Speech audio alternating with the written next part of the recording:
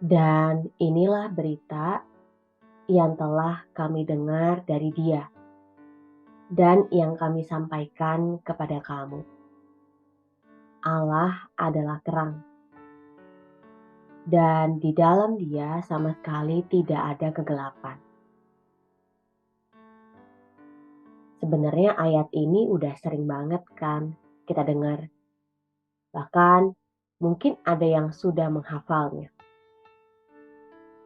Tetapi apakah kita pernah berhenti sejenak untuk benar-benar merenungi ayat ini?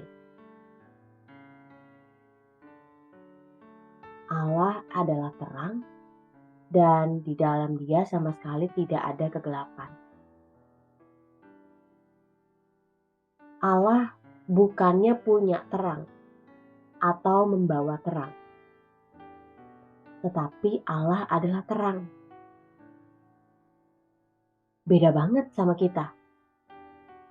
Kalau kita memerlukan tambahan lain di luar diri kita yang bisa menghasilkan sumber cahaya. Kita perlu cari sumber lain di luar diri kita, seperti senter, lilin, lampu, atau flash di HP. Kalau Allah itu beda. Allah itu adalah terang. Sehingga Allah nggak perlu ada tambahan lain di luar dirinya. Allah itu cukup. Jadi bayangin ya, Allah adalah terang dan di dalam Allah tidak ada kegelapan. Berarti kemanapun Allah pergi, kemanapun Allah berada, pasti itu selalu terang. Dan selanjutnya apa kaitannya sama kita? Setelah kita tahu bahwa Allah adalah terang dan di dalam Dia tidak ada kegelapan, terus kenapa? Hal apa yang harus kita lakukan? Ayat selanjutnya bicara gini. Jika kita katakan bahwa kita beroleh persekutuan dengan Dia, namun kita hidup di dalam kegelapan, kita berdusta. Dan kita tidak melakukan kebenaran. Tetapi jika kita hidup di dalam terang, sama seperti Dia ada di dalam terang, maka kita beroleh persekutuan seorang dengan yang lain. Dan darah Yesus, anaknya itu, menyucikan kita daripada segala dosa. Tunggu. Apakah aku adalah orang yang bersekutu dengan Allah? Apakah kamu yang mendengarkan renungan hari ini adalah orang yang bersekutu dengan Allah? Berarti firman ini buat kita. Kalau jawabannya kita adalah orang yang bersekutu dengan Allah. Dan perintah ini, peringatan ini buat kita. Bahwa setiap orang yang bersekutu dengan Allah, tetapi hidup dalam kegelapan, sebenarnya kita sedang berbohong. Kita sedang berdusta. Ketika seseorang sudah punya persekutuan dengan Allah, yang adalah terang, maka seseorang itu tidak lagi berjalan dalam kegelapan. Apa ya maksudnya berjalan dalam kegelapan? Apakah maksudnya berjalan di dalam gelap, berjalan di malam hari? Atau apakah artinya kita tidak boleh berdosa lagi? Kita tidak akan berdosa lagi.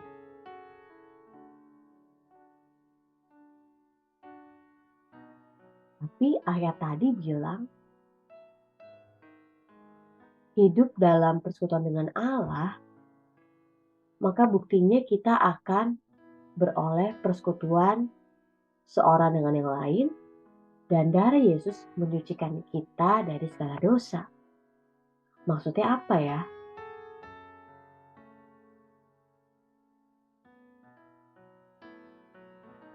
Ayat selanjutnya berbicara seperti ini. Jika kita berkata bahwa kita tidak berdosa, maka kita menipu diri kita sendiri. Dan kebenaran itu tidak ada dalam kita. Jika kita mengaku dosa kita, maka Ia adalah setia dan adil, sehingga Ia akan mengampuni segala dosa kita dan menyucikan kita dari segala kejahatan. Jika kita berkata bahwa kita tidak ada berbuat dosa, maka kita membuat Dia menjadi pendusta dan firman-Nya tidak ada di dalam kita. Seperti sebuah pesan yang terus-menerus diulang-ulang ya. Sebenarnya ayat ini tuh bicara apa sih? Kalau kita menganggap bahwa kita manusia yang tidak akan berdosa, kita sedang menipu diri sendiri. Karena ketika kita menyangkali bahwa kita tidak akan berdosa, kita sedang menyangkal diri sendiri. Karena kita adalah anak-anak Tuhan, warga kerajaan sorga yang masih tinggal di bumi, yang masih mengenakan tubuh jasmani, yang punya kecenderungan untuk berbuat dosa. Sehingga kita perlu membedakan nih, hidup dalam kegelapan dengan terjatuh dalam dosa. Maksudnya apa sih? Maksudnya gini, kita perlu bedain hidup di dalam dosa dengan terjatuh di dalam dosa. Bedanya apa ya? Bedanya adalah yang satu ada unsur kesengajaan, tetapi yang satu ada unsur ketidaksengajaan. Maksudnya adalah hidup dalam dosa berarti kamu ada kesengajaan untuk menikmati, untuk memiliki suatu kebiasaan, untuk memiliki hidup dalam dosa. Tetapi kalau jatuh dalam dosa adalah sebuah peristiwa yang tidak disengaja.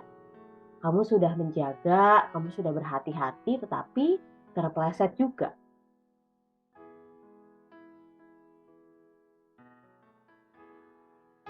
Jadi udah mengerti ya, bedanya hidup dalam dosa dengan terjatuh dalam dosa.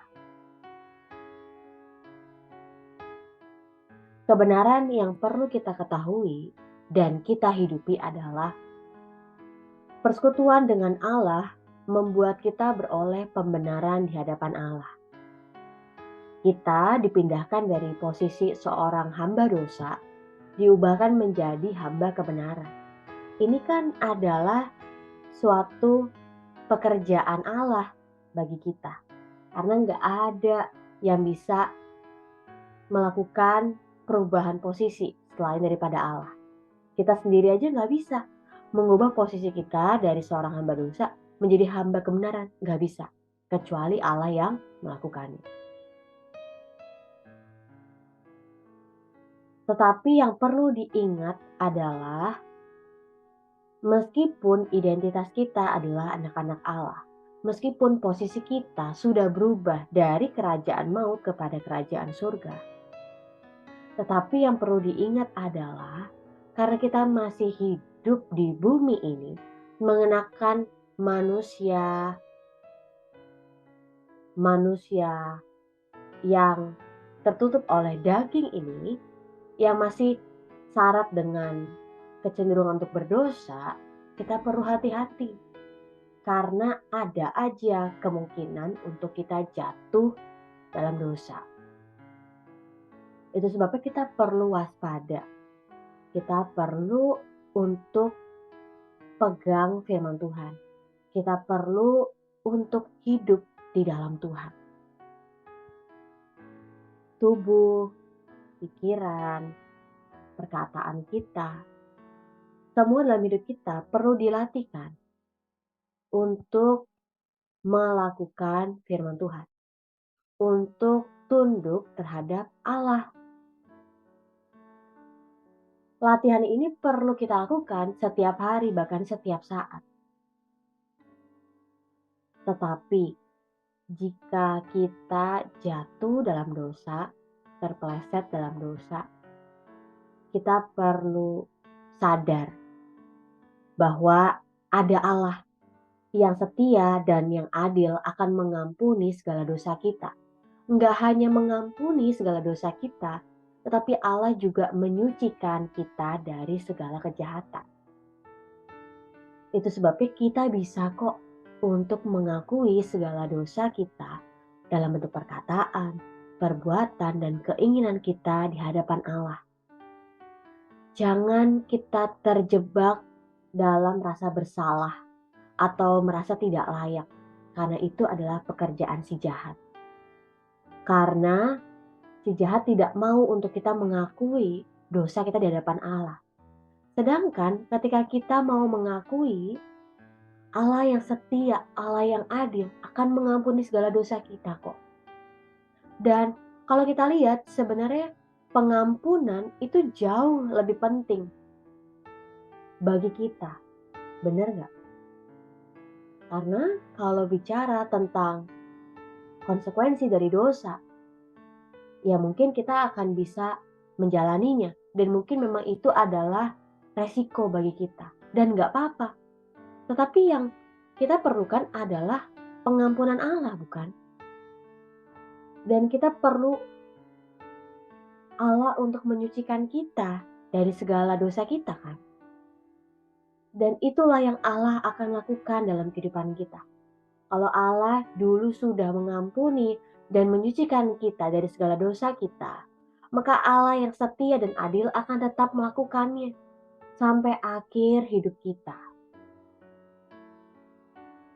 Firman hari ini mengingatkan kita, jangan ada seorang pun merasa dirinya tidak akan berbuat dosa. Karena ketika kita merasa kuat sendiri, merasa mampu sendiri, saya tidak akan berbuat dosa lagi. Maka sebenarnya disitulah jebakan yang sudah dibuat iblis bagi kita. Bahwa kita sebenarnya sedang berbohong. Dan kita sedang menjadikan Allah itu pendusta. Dan firman Allah itu sebenarnya nggak ada dalam diri kita. Jadi, di mana nih kita sekarang? Apakah kita sedang bersekutu dengan Allah? Dan apakah cara hidup kita menunjukkan bahwa kita sedang bersekutu dengan Allah? Apakah kita menghidupi firman Allah? Atau kita justru menyangkali firman Allah? Tuhan, ajar aku supaya aku bisa melakukan firman-Mu dalam kehidupan aku. Aku mau untuk menghidupi firman-Mu dalam kehidupan aku. Aku mau untuk bersekutu denganmu, aku mau mengalami Engkau dalam hidupku. Aku mau mengerti ayat hari ini, aku mau untuk mengakui segala dosaku di hadapan Engkau. Karena aku tahu, aku tidak mampu untuk berjalan sendiri menghadapi kehidupan di dunia ini. Tolong aku Tuhan, tolong aku. Amin.